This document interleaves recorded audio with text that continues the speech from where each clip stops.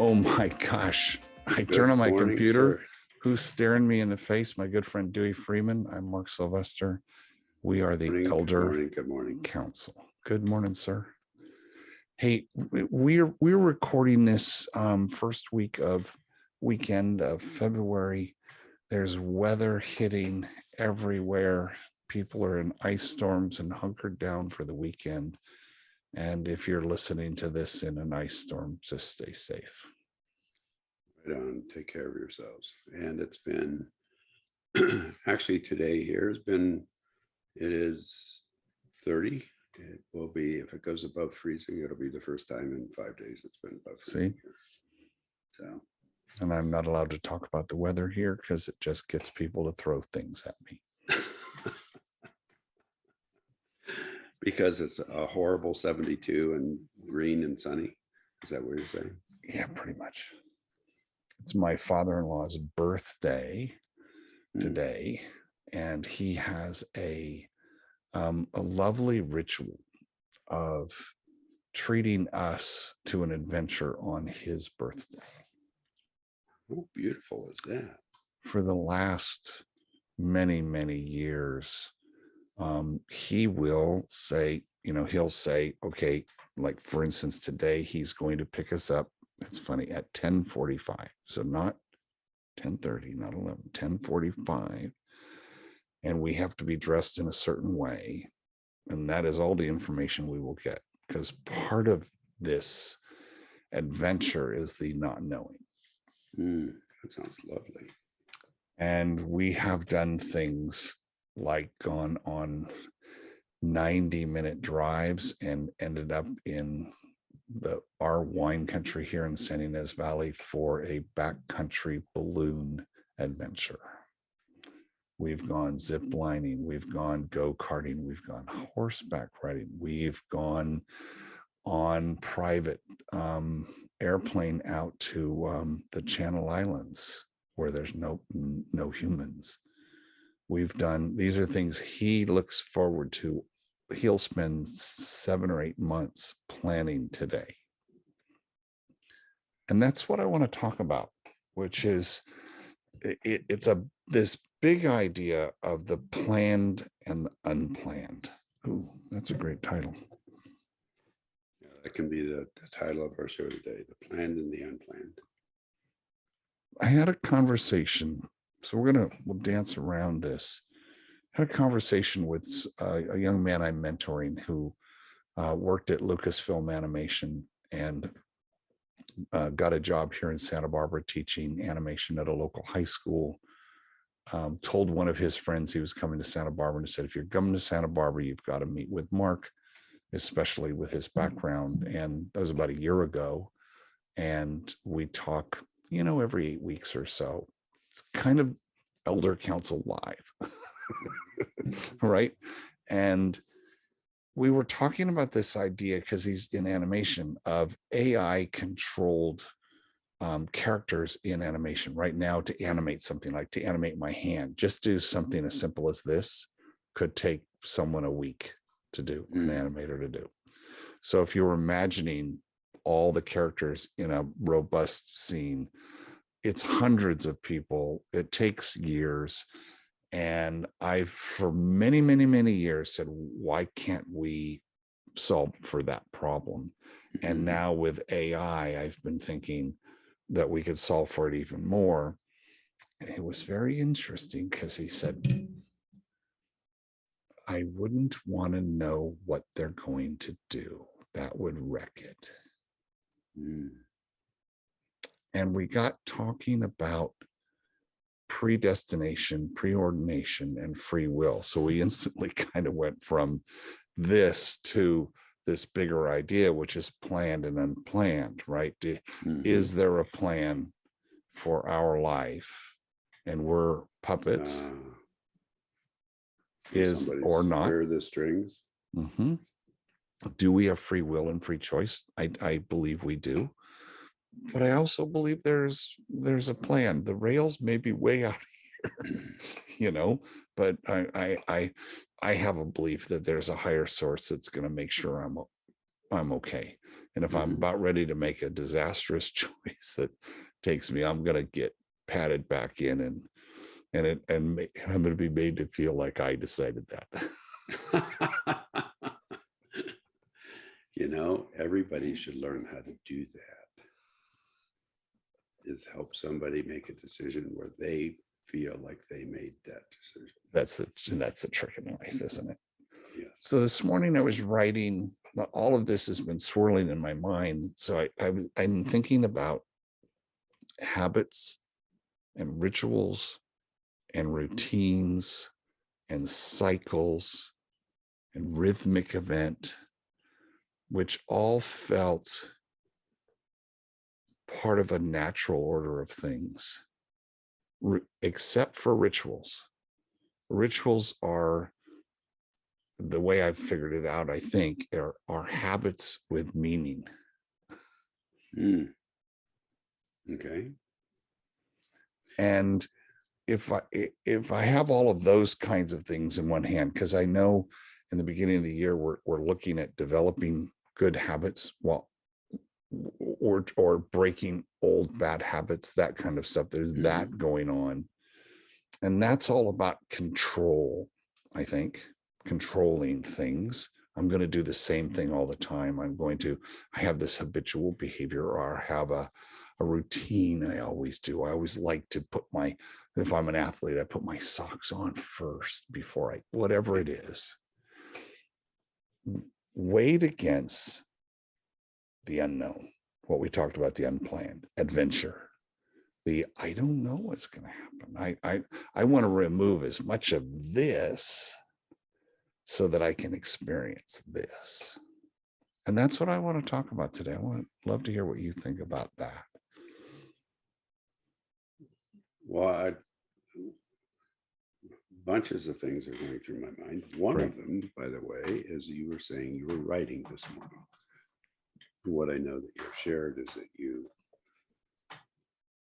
write every morning, and I'm going to link that to you talking about a ritual.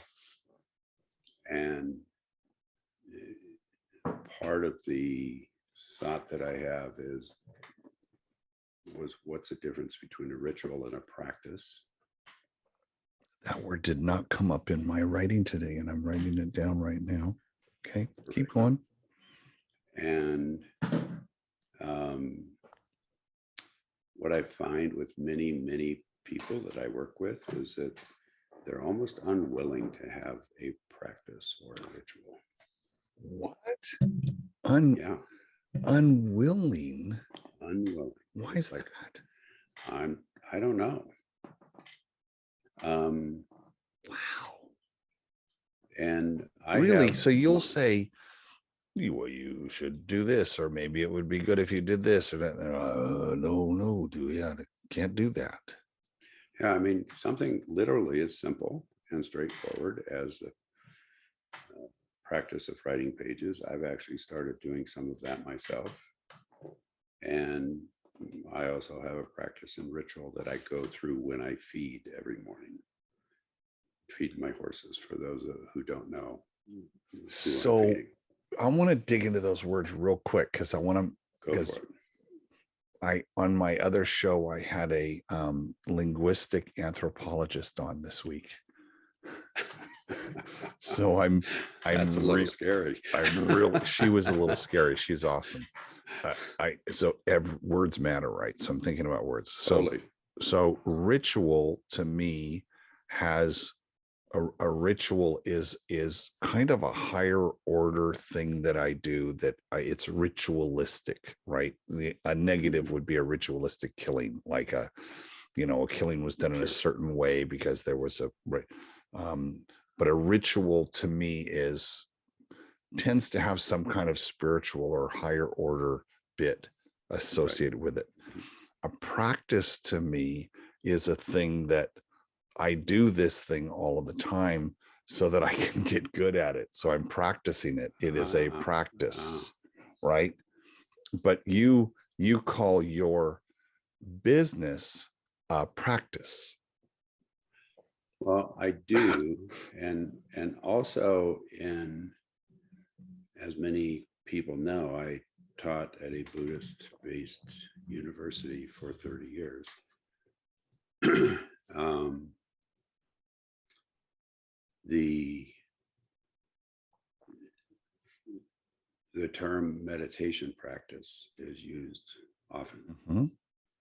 and so a practice isn't just something, in my world anyway, isn't just something that we do to get better at it. It's a practice of being present, a practice of sitting, a practice of uh, inner reflection. That's another way that that word can be used. So we'll open up this box of Right. words, because meditation, while it doesn't, it's not a habit, it's not really part of routine. You may routinely meditate. It's not it could be a ritual. In my mind, a ritual would be, I need to light some candles. I need to do, there are some ritual things I do to get in state to be able to meditate. But the practice of that, that's interesting. But isn't it interesting that that same word means I've not yet attained mastery? Exactly, which is actually, in my world, one of the underlying uh, premises, one of my underlying beliefs is I will never attain mastery of certain things, because there's always something more to learn. I challenge that a little bit. Um, there's is it fair to say that at some point Gladwell suggests that it's after 10,000 hours, that you achieve a level of mastery, and in fact a real master knows they are not a master. So, sir, you are a master, and just by the definition of saying I don't know if I ever achieve it means you've gotten to some level of it, in my opinion. Yeah, I actually, as I was saying what I was saying, it's like, well, yes, and For folks taking improv notes, he gets a check for that. Good job. tell your director, you know, a dude who can say yes and.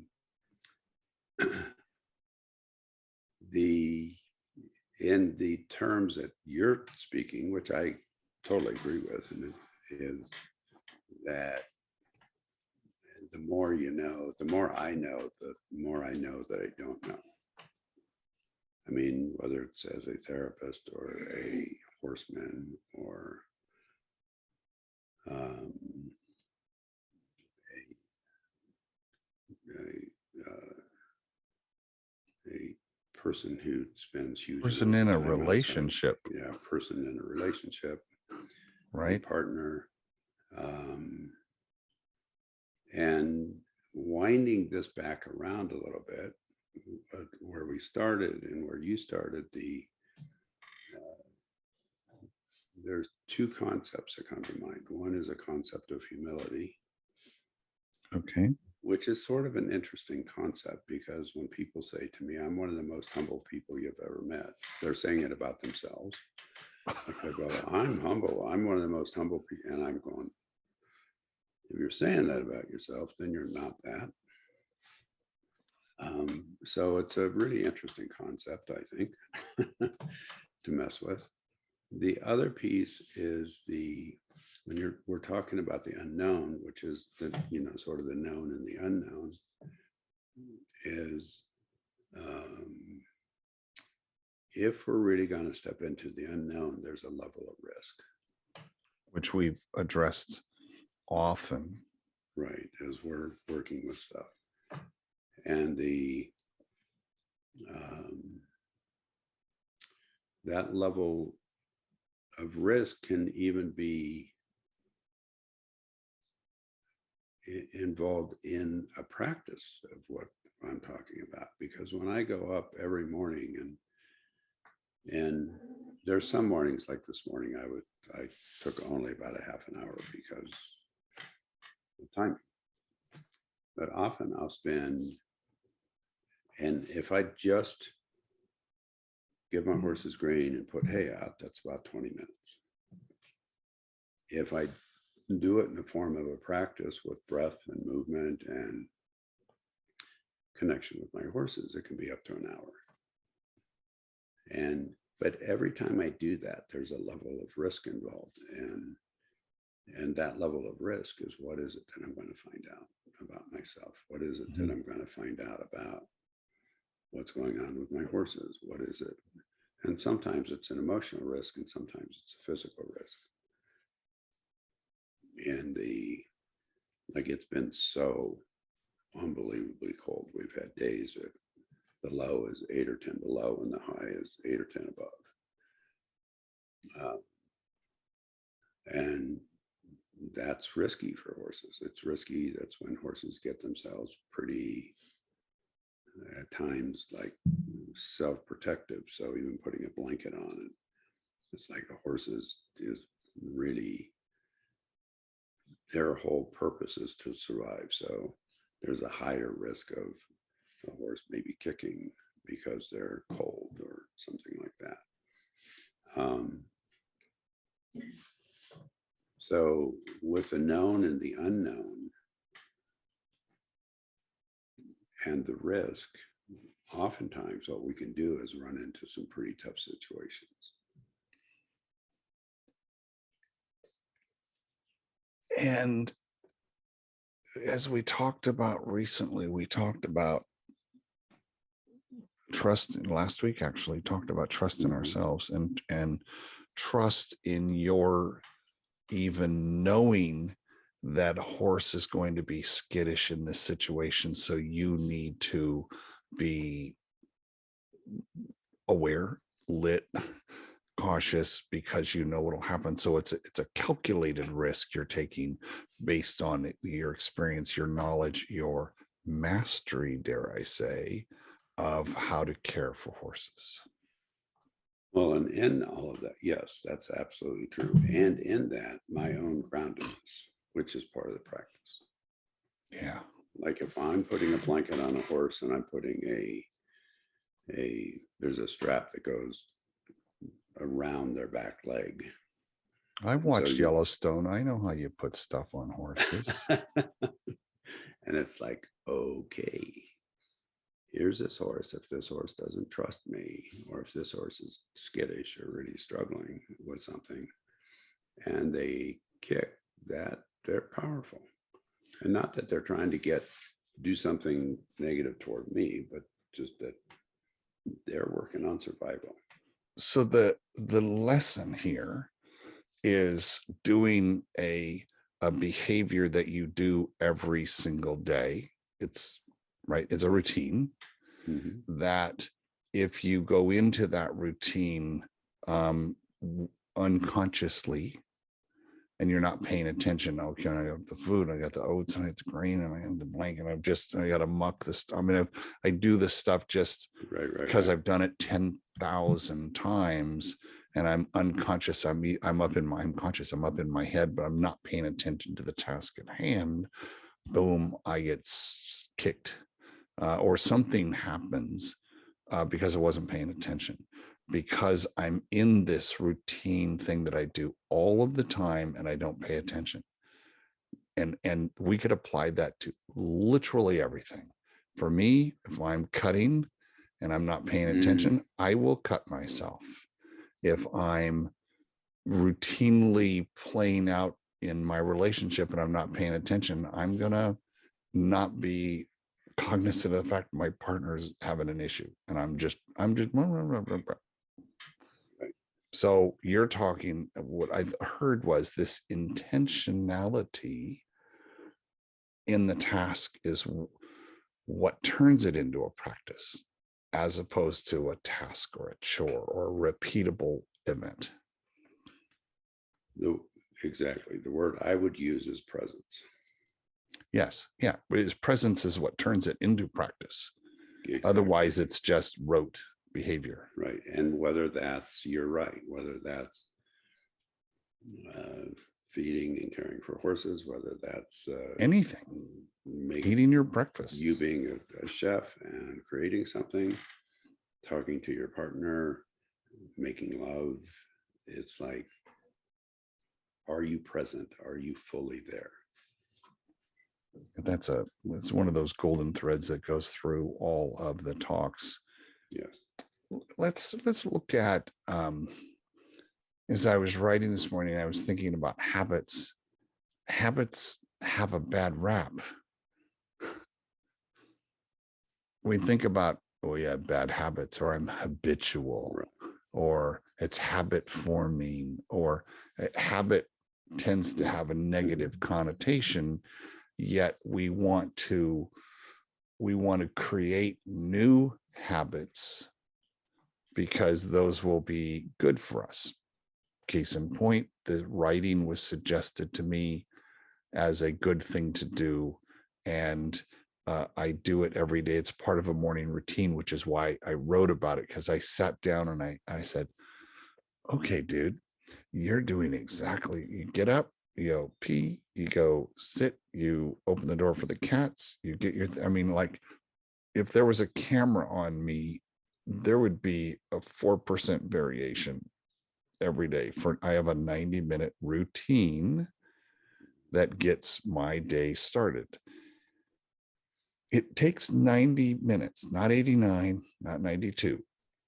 Exactly. But it's not a ritual because it doesn't have a higher order bit.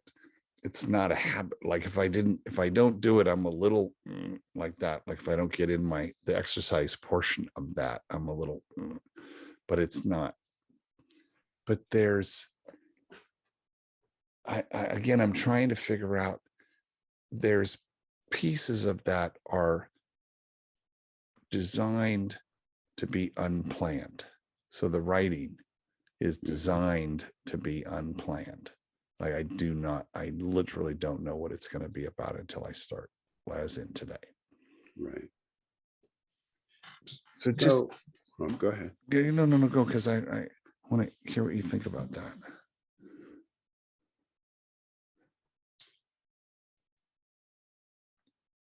When you do that 90 minutes, how much of a foundation is that for the rest of your day? 100%. It's all of it. Right. Every single thing in there is foundational, from my 30 minutes of reading that I give myself every day, that I, as outside, out in the tub, reading and being quiet. Part of it's being quiet and being present. Part of it's getting to read something and escape a little bit. Mm-hmm. Part of it's just enjoying the trees in the backyard. The writing I've come to crave, only because what happens is, what I didn't know was that writing was actually planting a seed for what I would end up thinking about the whole day in some way or another. The rest of your day. Which I didn't. This is an unexpected wonderfulness. Mm-hmm. Absolutely. So one of my questions, both to you and to anyone who's listening to this, is, and actually others that are listening to this, is, what do you do to set up your day? Yeah. What do you do to provide a foundation for your day? What do you do as a man to provide a foundation for your day, for your partner, for your children?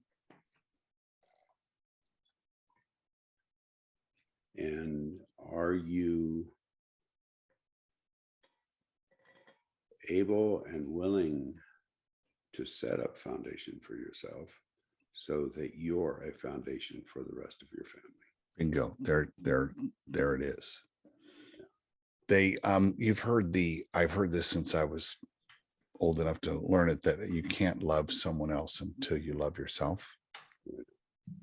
And you can't care for others until you care for yourself. And that's my time. I will Right. get up early to have my time.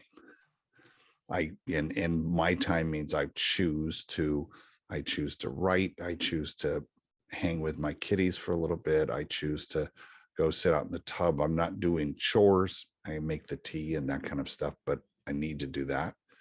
But it's all very much in service of mental health. Right.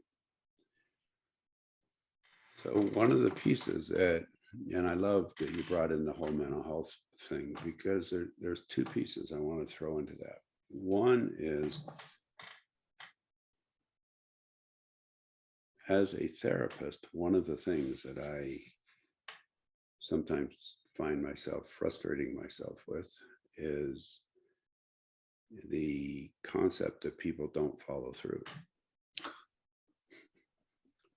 And that, Follow through on your suggested path of events for them or actions to or take. follow through, or even if they put it together. Right, right. It's like, oh yeah, I'm going to do some self-care, and then the next time I meet them, they don't. Or a couple will decide that they will talk for X number of minutes a day, or that they will have a date night, and the next time I meet with them, they don't. And or so I'll wrap back around to this. Or part of what people oftentimes live their life with is a perspective that at times things are not supposed to be difficult. That there's never supposed to, if I'm really cool, if I really have my shit together, then life won't be difficult. And oh, go ahead. I can see. But that goes counter to the natural order of things. Meaning what? Say more about that. Well, so in my exploration of ritual and habit, I got thinking about rhythms, which got me thinking about waves, which got me thinking about cycles, which got me thinking about things like circadian rhythms, which got me thinking about the weather, the how everything has an up and down. It's just every action has an equal and opposite reaction. There is that's just a fucking law. So the practice for me that I've learned through meditation is to recognize the high and recognize the low and just look and go, yeah, that's pretty fucking awesome. That is an awesome thing. And that's fucked up. That thing down there is fucked up. And not to let either one of them throw me off, but for me to have an even keel. Right. And that's because you have a foundation. And one of the things that I think that people struggle with the most and actually find themselves risk avoidant in that process is the process of dealing with tough things. And I'll give a really simple example. So it literally was 8 below zero 2 mornings ago. And snowing like crazy. We ended up that over like a 18, 20 hour period, getting about 16 inches of snow, which was our 5th or 6th snowstorm of a foot or more. Seems like every time you and I talk, it was in the middle of a blizzard. You do live on a mountain. I do. Rocky Mountains. I do. And reminds me of I know this is a switch, but it's like, you're not a victim of your own choices. If I can't go out and complain that it's snowing because I chose to live here. You do. You love living there. I do. And what I also know is that some days are going to be really fucking tough. Some days are going to be really hard. And some days are going to be, I'm going to be really cold and wonder if I can move my fingers by after I get out and when I come back in the house and I'm just going, and, but it's like, if I were to pretend like that's never going to happen, or if I have a perception of the that it, if I do everything right, if I do my work, if I do blah blah blah, that everything will be fine and there'll never be tough times, that's going to undermine virtually everything that you and I've been talking about so far today. It's going to, and it will cause people to not have a practice. It'll cause people to not have rituals. It'll cause people to not create that foundation, because if I let's say, because it's interesting, you and I haven't talked about the timing, but got a morning routine of about 90 minutes also. It's which is sort of wild and crazy.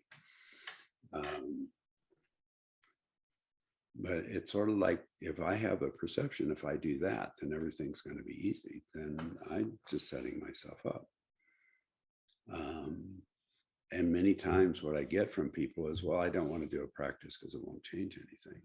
And when they say that, Oh, wow, they're good at seeing into the future, huh? yeah. Well, what they're really Oh, saying ye is, if I have, do, oh, you you have a little face. What they're saying is that if I do a practice, what that means is it's not supposed to be tough. I'm not supposed to run into difficult things. I'm not supposed to have to deal with people dying. I'm not supposed to have to grieve the loss of certain things. I'm not supposed to have aches and pains. I'm not supposed to have, a fight with my honey and go, what the fuck? It isn't a practice preparing, being ready, getting ourselves ready to handle that tough thing. I wouldn't expect I would go and do a marathon and just start running a marathon had I not practiced and gotten ready to get all the things ready, psychologically ready to do that, physically ready to do that. And these practices are those things that get us ready to handle the adversity that is inevitable in our life. Exactly. There you go. Bingo. And it's like, you could train for a marathon but never do one, so therefore you won't run into the hard times. Or you could, and I've done, I forget, either 7 or 8 marathons. Have you? Mm-hmm. Didn't know. That's not come up. Yeah, I was a 10th in city in high school in cross country in the 2 mile.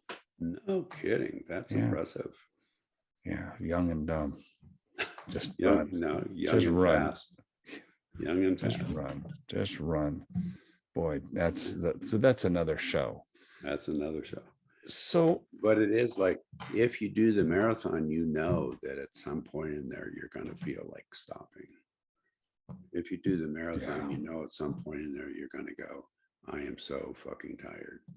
If you do a marathon, and depending on the weather, you're going to be, that you're going to go, oh my God, it's so hot, or it's so cold.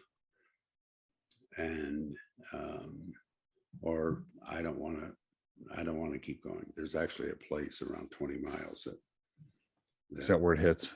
Yeah, it's for almost. So I'm curious, as a professor, 30-year professor at a Buddhist university, where one of the things I learned was this idea of observing with interest, without judgment, right? I just observe that thing.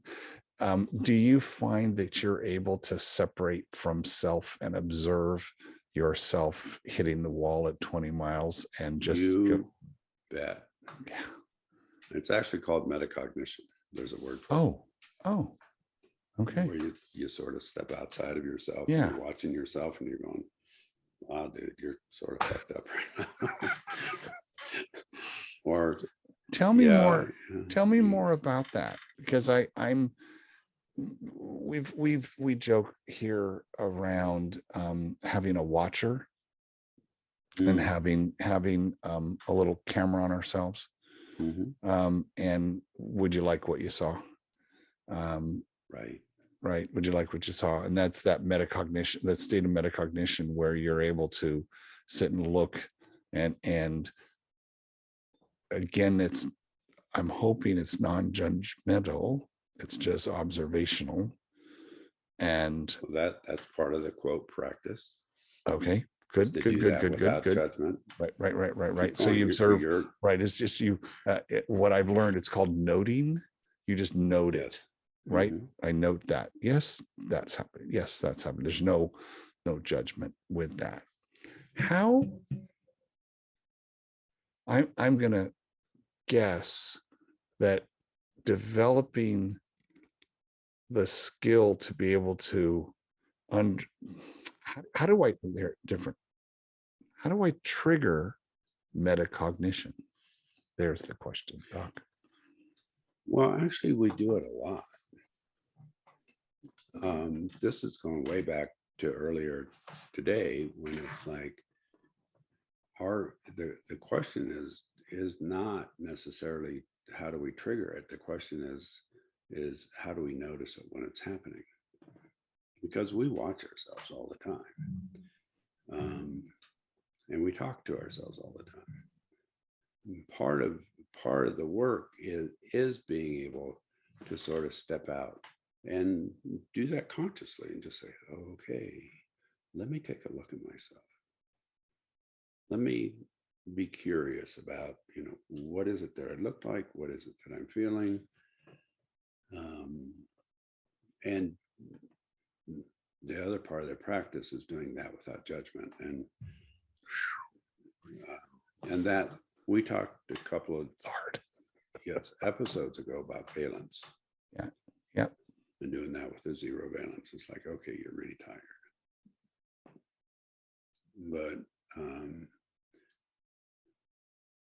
But part of that, there is a practice of actually watching ourselves and becoming aware of ourselves. And You know what people hate to do though? Is that. yes, I know. And in my world of storytelling, we have people video themselves giving their talk.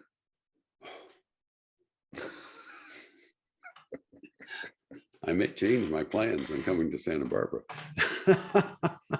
It is both the hardest thing to do and the best thing to do at the same time, because you are your own best coach, because no one knows you better than you. And you can see the little physical tics, the verbal tics, the things you do that are distracting to your viewer, your audience. Yet as I'm saying that out loud, that practice helps you get better as a speaker. But it just got me thinking that as you said, you're doing it all the time anyway. So it's having it so you actually can physically see it, right? Are we that aware in our relationships? The goal is to try to be. The answer is no. So it's a practice. It's a practice. It's literally a practice of being able to watch. And you just blew my mind here, my friend. I'm gonna keep, the little tick mark on the Yes. airplanes. I'm just gonna put another little check. Another one. Well, I am. One is the idea of being videoed is amazing. And watching ourselves. I actually video myself on a horse. It's easy. I set up my iPad and I set up a little tripod, and I can only get about, 2/3 of the arena. So part of it's not videoed, but it's like seeing what I do from that objective perspective is different than having somebody say, oh, well, your leg is here, or you're doing this with your hands, or your weight's wherever. So that's one piece. The other piece, if we allow ourselves to have metacognition and watch, we're not only watching ourselves, we're watching how what we're doing is affecting somebody else. Mm-hmm. And I talk a lot about, are we relationally promoting contact or are we inhibiting contact? And what you just talked about, like with our partners and friends, you mentioned our spouses or partners, it's like they're a video to us. Okay, you just went into the metaverse, my friend, because that's And another topic I'm thinking about now. Is it's a huge in a virtual world where we have, which is what I was talking about earlier, is AI controlled behavior of other non-sentient beings. Do we crave sentience in those interactions with other things? I would suggest we do. We've wrapped this thing around and around and around to try to land the plane here around habits. Good to look at the things you do unconsciously, habitually, and decide if they're serving you and if they're good things to do, or if you're unconscious about them, to maybe pay attention. I'm now speaking to myself because I unconsciously do stuff and there are consequences to that. all the time. Cycles, understanding cycles are awesome because in some senses, cycles are very predictable. Circadian rhythms, the sun coming up, thank God the sun comes up. All the various cycles. It got me thinking, are there cycles in relationships? Are there cycles in there probably are in all of those things. And to your point of knowing there's good and bad, and they're neither good nor bad. Right? Yes. They just are. They just are. Exactly. Right. And our life practice is to survive the good and the bad. Exactly. To survive the good and the bad. On that note, my friend, I can't wait till we talk again. This, I tell you, this we get to some places, don't we? Yeah, I love this. And just so everybody knows, is our level of creativity and brainstorming is because we allow the other person to influence us. Yes. Allow other people to influence you. On that note, my friend, I can't wait till we talk again. Thank you, sir.